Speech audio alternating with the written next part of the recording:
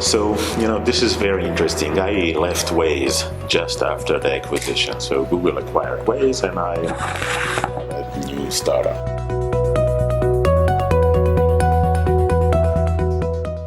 My new startup called FX, and FX deals with the biggest secret in the world, which are financial fees.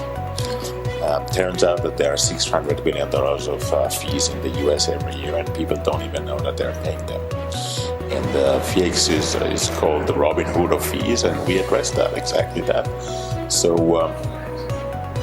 we help people understand how much fees they're paying on their retirement plan, on their IRA, on their 401k, on their investment accounts, and so forth, and what to do in order to reduce them, and how much fees they're actually paying, and today and between now until their retirement, and so forth.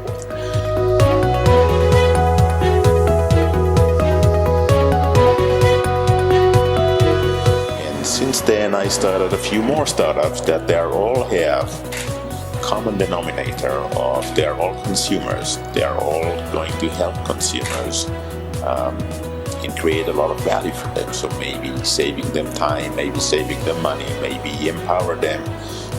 And I'll mention a few of them. Engie deals with the frustrations of going to the mechanic. So if I would go to the mechanic and they would tell me that I need to replace the carburetor in my car, I would say, okay, go ahead and do that, because I wouldn't know, right?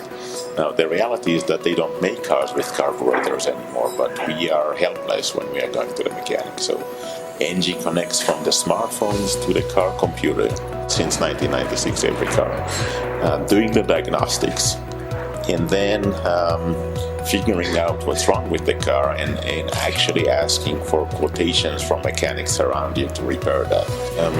Fairfly would deal with the biggest secret in the travel industry, and this is what happened to the airfare after you book your flight, right? So we know that prices are going up and down, right? So airfare will go up and down until you make your purchase decision, right? You book your flight. So what happened to the airfare after that? It's actually keep on going up and down based on the demand. And in Fairfly monitors your own itinerary after you book your flight. And if the price drops, it basically tells you right now you're actually leaving money on the table. You can rebook the same flight or rebook an alternative flight and click here to rebook and recover some of your money back.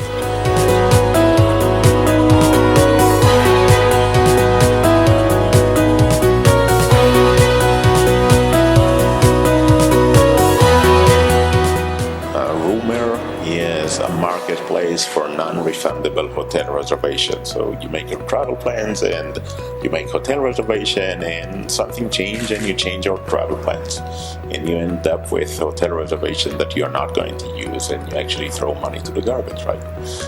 So instead of losing this money, sell the reservation to someone else that you would recover some of the losses, and that other person is going to probably have inexpensive hotel stay, and everyone wins. Another company called Zig, and this is a marketplace for store credit. So in the US, for example, if you return something to the store, you get your money back. But in most of the other countries, you don't get your money back. What you do get is a store credit, right? So you can now only use that within the store or within the chain. And these store credits, 30% of them are being lost, right? They're never being used. So they're being lost, they're being expired, they're being disappear, something bad happened to them, right? And 30% of that, this is a lot of money. Worldwide, this is $100 billion of breakage, of loss every year.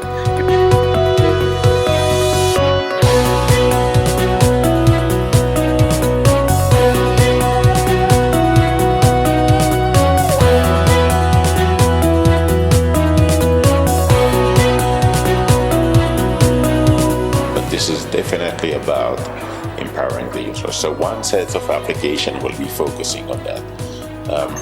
Another set of application is likely to be about making new technology accessible for many people. So in my case, it's not about technology. Technology is the solution, but I'm focusing on the problem. And to a certain extent, I would say, if I can magically solve that, then it's good enough for me. I don't care about the technology solution. I'm not sure that the gap is there. In reality, if you look at technology adoption, then Latin America would be a few years behind. This is it, right? But when you're looking at different aspects of the market, then you could be years behind, right? In terms of corruption, in terms of safety, in terms of other factors that needs to be changed before that. Technology is coming here anyhow. A new technology is coming to Latin America and to Guatemala.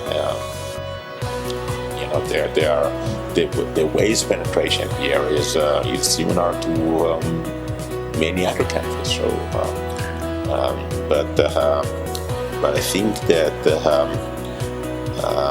it's not about the technology adoption. It's about changing your belief in the future and believe that you can change and make a better future for yourself. And I actually believe that you can.